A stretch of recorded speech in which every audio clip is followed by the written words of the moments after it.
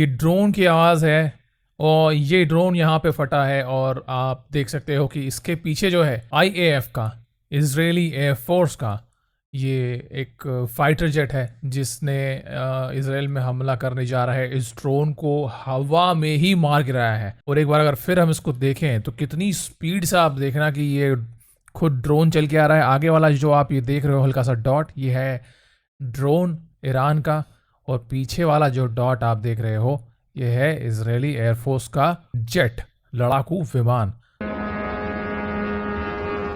कितनी तेजी से जो मिसाइल ड्रोन का पीछा करते हुए गई है और पूरे ड्रोन के पर कच्छे उड़ा दिए हैं, एकदम पर और कच्छे दोनों उड़ा दिए हैं। अगली क्लिप देखते हैं हम। ये जो आप क्लिप देख रहे हैं सामने, बहरीन के अंदर एक ऑयल टैंकर को पूरी तरह से तबाह कर दिया है और वो अब समुद्र में विलीन होता हुआ, ये आपने देखा। ये ईरान की तरफ से मारा गया है बहरीन में। चलते हैं दोस्तों अगले क्लिप की तरफ, देखिए।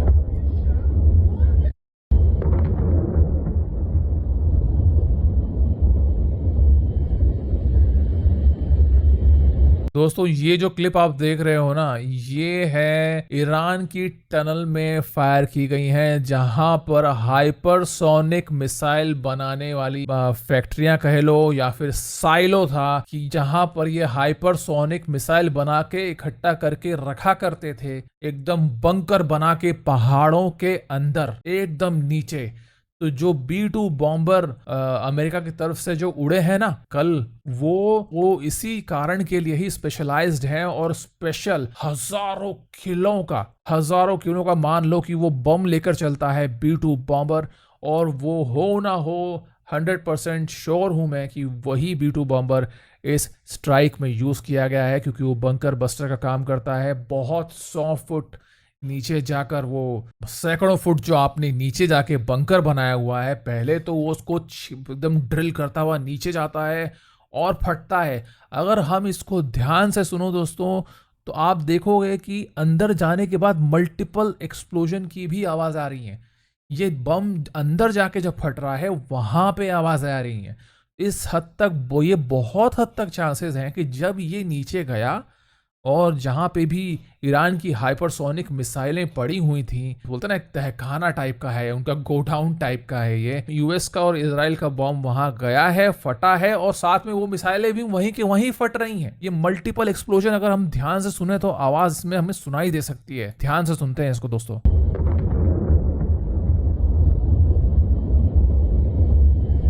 एक बम फटने के बाद भड़ भड़ भड़ जो गूंजने की आवाज अलग होती है, और मल्टीपल जो राइज अप हो रहा है ना डेसिबल्स में, वो भी हम देख सकते हैं कि जो, क्योंकि सॉफ्टवेयर, हम जब एडिटिंग सॉफ्टवेयर देखते हैं तो मल्टीपल स्पाइक्स जो देखते हैं हम साउंड के अंदर, वो एको नहीं होता है, वो एक्चुअल मल्टीपल मिसाइल्स फट रही हैं वहां पे। पर अब ईरान का भी तो यूं है कि भाई डेथ टू अमेरिका कर दूंगा, डेथ टू इसराइल कर दूंगा। दुनिया में ओपन जाके पंगे क्यों लेने, और वह भी अमेरिका जैसे मुस्टंडे से भाई। मतलब क्या बोले, उसकी अमेरिका की ताकत कितने गुना ज्यादा है इनके आगे, इनको पता भी नहीं है। उस सिनारियो में जहां तुम तीसरी चौथी के लड़के हो, तुम 12वीं के लड़के से नहीं जीत सकते, नहीं जीत सकते, नहीं जीत सकते। इस प्लेनेट पे नहीं, किसी और दूसरे यूनिवर्स में भी नहीं जीत सकते। ऐसा होगा ही नहीं। पता नहीं क्यों फाइट लेनी है इनको। अगली क्लिप की तरफ चल रहे हैं दोस्तों।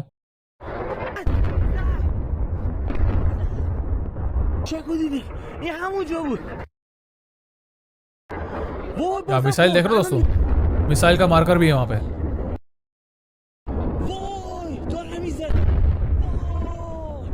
देखा दोस्तों आपने, ये मिसाइल है जो आके गिर रही हैं।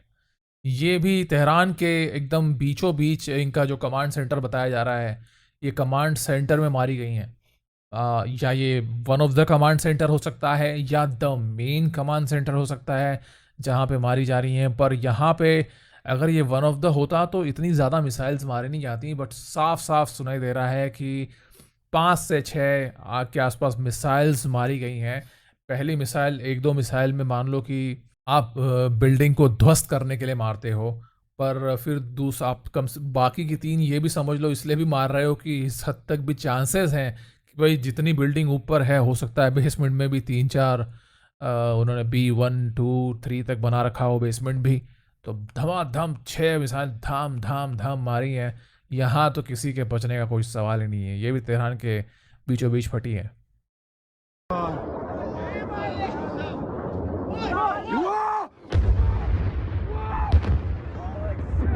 ये जो देखा दोस्तों आपने, ये भी इजराइल का ही एक रेसिडेंशियल इलाका है। जैसा कि हम बात कर रहे थे, आपने देखा कि ये जो हाइपरसोनिक मिसाइल है, अगर आप हम पीछे चल के क्लिप में देखें यहाँ पे, तो आप देख रहे हो मिसाइल जो हवा में फायर हो रही हैं, जो नीचे से ऊपर जा रही हैं, ये है इजराइल का आयरन डोम। हम जैसा कि यहाँ पे देखें, एक बार फिर से हम देखते हैं यहाँ पे दोस्तों, तो ये जस्ट यहाँ पे आप जो देख रहे हैं, ये जो नीचे से ऊपर मारने के लिए उसको जा रही हैं, ये है इजराइल का आयरन डोम। ठीक है, क्योंकि हाइपरसोनिक मिसाइल को आपको हवा में नष्ट कर देना है। इसकी गति इतनी तेज होती है कि इसका जो फ्यूल है, अंदर जो बारूद भरा है, वो यूं भी नीचे आके गिरने वाला है, गति इतनी तेज है। तो इसी कारण से इसको हवा में नष्ट करने के लिए आयरन डोम काम आता है। बट आप देख सकते हैं दोस्तों कि किसी भी तरह का जो एयर डिफेंस है, हवाई रक्षात्मक प्रणाली है, वो 100% काम करे, इसकी कोई गारंटी नहीं है। ऑपरेशन सिंदूर में हमारा तो हमने जो एयर डिफेंस ने काम किया है वो तो एकदम लाजवाब है ही। कोई भी मिसाइल हमने हमारे देश में किसी भी भाग पे गिरने नहीं दी कि जो कोई नुकसान करे। आयरन डोम उसको कैच नहीं कर पा रहा है दोस्तों। इसका कारण ये है कि ये हाइपरसोनिक है, ध्वनि की गति से भी बहुत ज्यादा तेज, उसी को कहा जाता है हाइपरसोनिक। ये रेसिडेंशियल इलाकों पे ईरान हमला कर रहा है, जैसे कि आप देख सकते हैं। फिर से कहूंगा कि हाँ, इसराइल आपको मार रहा है, आपकी जो भी खटपट है अमेरिका इसराइल के साथ, आप उनके मिलिट्री बेस को मारो, वो थोड़ा इक्वल टू इक्वल फाइट है। अभी तो हम सऊदी अरब का भी देखेंगे। सऊदी अरब में भी इन्होंने रिफाइनरी पे मारा है, पर रिफाइनरी पे क्यों मार रहे हैं? कि भाई बस क्योंकि ऑयल प्राइसेस बढ़ जाए, थोड़ा नुकसान हो दुनिया को, साथ साथ सबको, और अमेरिका के ऊपर प्रेशर बने कि अरे यार तुम्हारी वजह से ऑयल प्राइसेस बढ़ रही हैं। सऊदी में भी अमेरिकन बेसिस पर यहाँ हमला किया गया है ईरान की तरफ से। सऊदी के प्रिंस ने बोला है कि भाई हम ऑप्शन तलाश रहे हैं कि हम किस तरह से रिटेलिएट करें ईरान के खिलाफ। अगली क्लिप पे चलते हैं दोस्तों।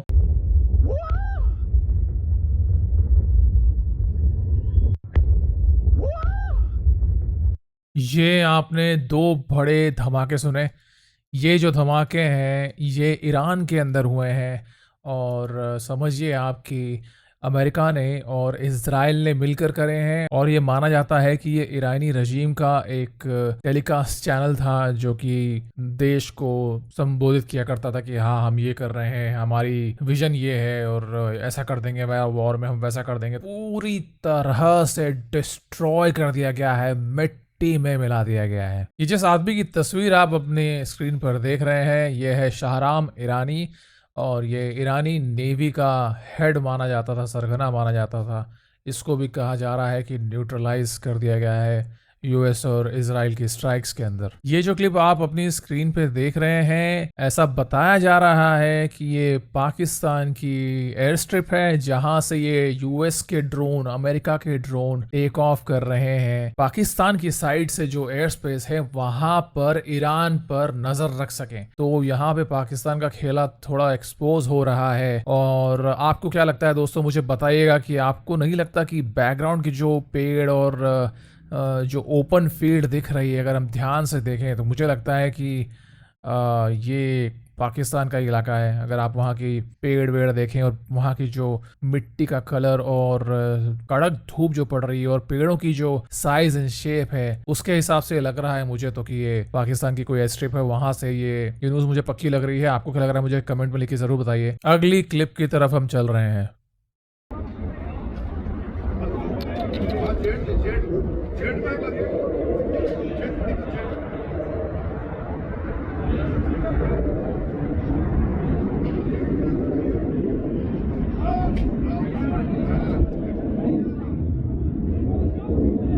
तो भाई लोग, ये जो आप जेट गिरता हुआ देख रहे हो, ये कुवैत के एयर स्पेस में अमेरिकन या फिर इजरायली जेट बताया जा रहा है। मोस्ट लाइकली ये अमेरिकन फाइटर जेट है जिसको शॉट डाउन किया गया है। स्पेकुलेशन ये भी चल रहे हैं कि फ्रेंडली फायर है। खैर, फ्रेंडली फायर वाला जो नैरेटिव है वो अमेरिका और इसराइल को सूट करता है, थोड़ा सा ज़्यादा शॉकिंग नहीं होता सुनने में, अरे अमेरिका का या फिर इसराइल का फाइटर जेट गिरा दिया इन लोगों ने, ईरान ने। क्या बात है, क्या बात है। बट मोस्ट लाइकली ऐसा बताया जा रहा है कि एक से ज्यादा संख्या है, 2 से 3 या उससे भी ज्यादा संख्या हो सकती है ये फाइटर जेट्स की, जिनको मार गिराया गया है, क्रैश हुए हैं जो कि। तो अब भाई क्रैश तो यूं तो हो नहीं जाएगा फाइटर पायलट, कोई ना कोई मिसाइल आके लगी होगी। और जब आपके फ्रेंडली जेट्स फाइटर पायलट आपके हवा में होते हैं तो एक फ्रेंडली एडवाइजरी तो होती ही है, जानकारी दी जाती है कि भाई आपके एयर स्पेस में आपके फ्रेंडली फाइटर जेट्स हवा में है, तो इस बात का ख्याल तो रखा ही जाता है। तो ये ऐसा अनलाइकली है, कहना सब कुछ बड़ा मुश्किल है क्योंकि फॉग ऑफ वॉर चल रहा है, इतनी सारी खबरें यहाँ से वहां से आती रहती हैं। ये जो आप देख रहे हो ना क्लिप, ये जो क्लिप आप सामने देखी आपने, जो मैंने अभी आपको जेट की क्लिप दिखाई है, जो जेट वहां पे एकदम क्रैश हो रहा है, गिर रहा है नीचे, ये उसी जेट का फाइटर पायलट है। और वीडियो में देखा गया है कि ये जिंदा है और इसको वैन में थोड़ा सा जो फर्स्ट एड होती है वहाँ पे इसको ले जाया गया है और थोड़ा सुरक्षित बताया जा रहा है। और इसके जो यूनिफॉर्म थी उसमें जो है वो यूएस का इंसिग्निया पाया गया है, यूएस का फ्लैग इसकी यूनिफॉर्म पे ऐसा देखने में आ रहा है ब्लर ब्लर कि हाँ ये वहाँ पे है बंदा।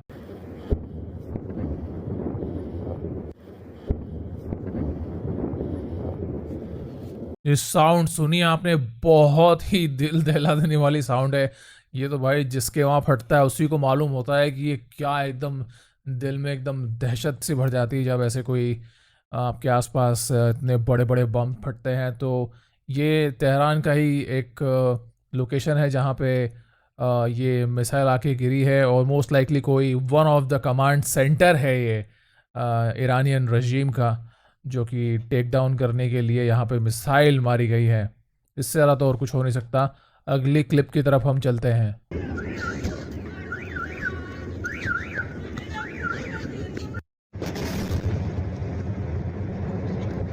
देखा आपने, क्या भयानक धमाका है भाई, एकदम भयानक धमाका है भाई, बहुत ही भयानक मिसाइल। ये भी ईरान का ही वीडियो है, ईरान में गिरी ये यूएस और इजराइल की मिसाइल है, या one of the key command centres पे होगी, या फिर जहाँ पे भी उनको पता है कि ईरान में ऐसा भी है ना कि वो उनके पास ऐसी सर्विसेज हैं कि भाई ट्रक पे लाद लाद के ही वो अपनी बैलिस्टिक्स मिसाइल्स, हाइपरसोनिक मिसाइल्स को लॉन्च कर देते हैं। तो हो सकता है कि की लोकेशन हो कहीं पे, आसपास इनके बंकर्स हों और वहाँ से वो ट्रक बाहर निकला हो जैसे ही, और सैटेलाइट्स ने और जो हवा में उड़ रहे ड्रोन्स होते हैं उन्होंने स्पॉट कर लिया और तुरंत वहीं उनके जो ड्रोन्स होते हैं, ड्रोन्स में से ही मिसाइल निकलती है। क्योंकि बताया ये भी जा रहा है कि यूएस के पास पूरी ऑटोनोमस ड्रोन्स भी हैं, एआई द्वारा जो संचालित हैं। जैसे उनको हाँ टारगेट दिखता है कि भाई ये पर्टिकुलर ट्रक है, वो पहचान लेते हैं बेसिकली कि ये ट्रक है और पीछे जो इसके लदी पड़ी है वो मिसाइल है और ये निकल के फायर करने वाली है। तो हो सकता है, बहुत हद तक चांसेस हैं कि उसी को टेक डाउन करने के लिए ये फुटेज जो हम देख रहे हैं। अगली क्लिप की तरफ चलते हैं दोस्तों।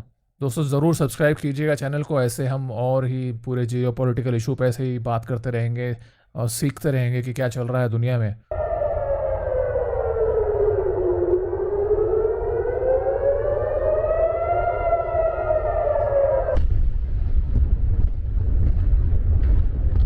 दोस्तों अब ये जो क्लिप आपने देखी है, ये ईरान की हाइपरसोनिक मिसाइल है जो कि रेसिडेंशियल कॉम्प्लेक्स पर आकर गिरी है, गिरी नहीं है, मारी गई है। भाई भगवान भगवान ना करे उनके पास अगर न्यूक्लियर वेपन हो तो वो लोग क्या करें। हाइपरसोनिक मिसाइल को ट्रेस करना बहुत ही मुश्किल काम है, नामुमकिन तो मैं नहीं कहूंगा, पर यह हाइपरसोनिक मिसाइल के साथ में ऐसी भी टेक्नोलॉजी ईरान के पास है कि वो स्वॉर्म अटैक करता है।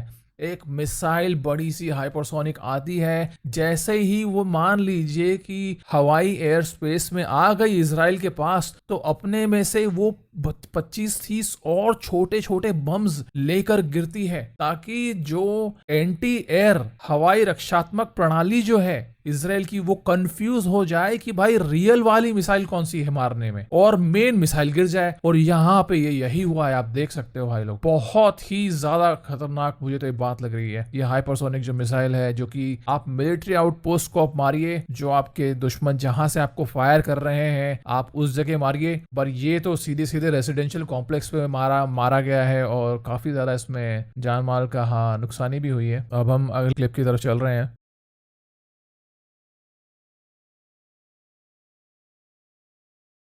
ये जो भाई लोग आपने देखी है, ये मैं आपको बता दूं क्या है। ये इज़राइल की लेटेस्ट रक्षात्मक प्रणाली है, आयरन बीम। ये एक समझ लीजिए कि बहुत ही लाइट की गति से चलने वाली एक लेज़र बीम है, जो एकदम प्रकाश की गति से चलती है और ये बहुत ही छोटी रेंज में काम करती है। 60, 65, 70 किलोमीटर की रेंज में ये रक्षा करती हो और ये इज़राइल ने पहली बार इसमें यूज किया है ऐसा बताया जा रहा है। वो बहुत चीप पड़ती है प्रति मिसाइल। इसका जो हंट डाउन करने का जो कॉस्ट है वो बहुत ही कम पड़ता है, बहुत ही सस्ता पड़ता है कंपेयर टू अगर आपके पास कोई हाइपरसोनिक मिसाइल या कोई नॉर्मल बैलिस्टिक मिसाइल आ रही है। खैर बैलिस्टिक मिसाइल नॉर्मल नहीं होती है। बैलिस्टिक मिसाइल अगर आपको मारने के लिए आ रही है तो आप उसको हवा में फोड़ देने के लिए जो खर्चा करते हो उसके कंपैरिजन में ये बहुत ही चीप पड़ती है। ये आयरन बीम इसे कहा जाता है और ये मोस्ट लाइकली जो छोटे छोटे अटैक्स होते हैं, यानी कि समझ लीजिए कि ड्रोन अटैक्स, उन ड्रोन अटैक्स को ये हवा में ही भस्म कर देती है मात्र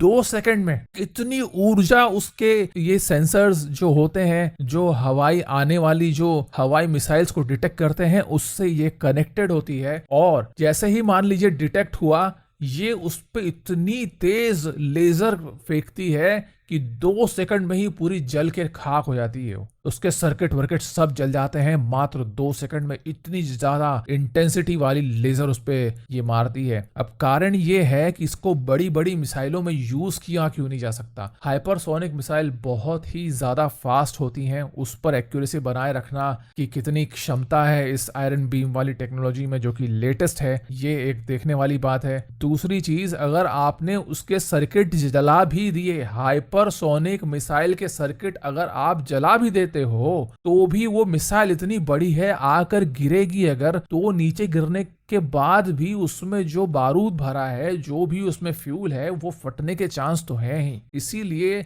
जो बड़ी बड़ी मिसाइल होती हैं उनको तो आयरन डोम है उसके थ्रू मारा जाता है। मिसाइल छोड़ करके ही हवा में उस मिसाइल को मारा जाता है। और ये मान लीजिए कि जो ड्रोन है, जिनको अगर ये आयरन बीम लेजर वाली जो रक्षात्मक प्रणाली है वो अगर ध्वस्त करती है, तो ड्रोन अगर कहीं गिरता है तो उतना ज्यादा बड़ा नुकसान नहीं पहुंचाएगा जितना कि एक बड़ी मिसाइल को इससे मारा जाए। तो ये दोनों अलग अलग यूज केसेस है दोस्तों। ये जो इंसान आपको अपनी स्क्रीन पर दिख रहा है, ये है आयतुल्ला अली रजा अराफी। ये भी वन ऑफ द सन था खामनेई का, और इसको भी जैसे ही बताया गया कि भाई अब आप लीडर हैं तो कुछ ही घंटों में, रातों के रात इनका भी एलिमिनेशन यूएस और इजराइल की फोर्सेस द्वारा किया गया है स्ट्राइक्स में, ऐसा बताया जा रहा है।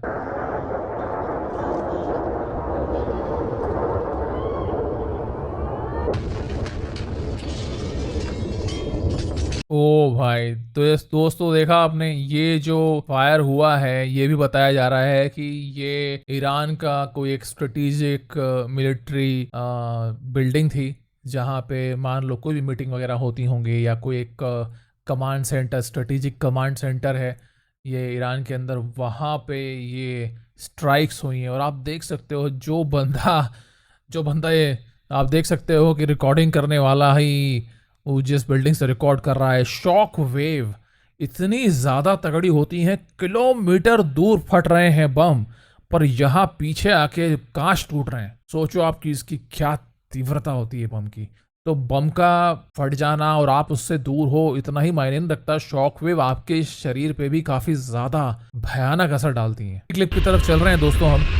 हमने कल ही कवर किया था, कियर स्टारमर मना कर रहा है यूएस को कि हम आपको हमारा फेयरफील्ड बेस आपको इस्तेमाल नहीं करने देंगे ईरान के खिलाफ। और ये भी बोल रहा था डिएगो गार्सिया, जो इंडियन ओशन में यूके का एक यूनियन टेरिटरी उसने बना रखा है, वहां पे भी डिएगो गार्सिया में भी यूएस को दे रखा है, तो उसके लिए भी कियर स्टारमर मना कर रहा था कि ये दोनों के दोनों हम जो बेस आपके लिए ही आपने ही बनाए हैं वो हम आपको ऑपरेट करने की अनुमति नहीं देते हैं। बट आज के आज उसने अनुमति दे दी कि आज आप ये यूज़ कर लो। तो ये फेयरफर्ड बेसिस की ही तस्वीरें बताई जा रही हैं। वहाँ से ये जो आपका बड़ा वाला जो ये वॉरशिप एयरशिप मान लो इसको, कि ये मेनली काम आता है आपके रिफ्यूलिंग के लिए, ये टेक ऑफ करता हुआ हमें साफ साफ दिख रहा है कि इसी से F-35 जितने भी इजरायली पायलट उड़ा रहे हैं, अमेरिकन पायलट उड़ा रहे हैं, ये साफ साफ देख सकते हैं कि ये उनकी रिफ्यूलिंग के लिए ही मेनली काम आएगा।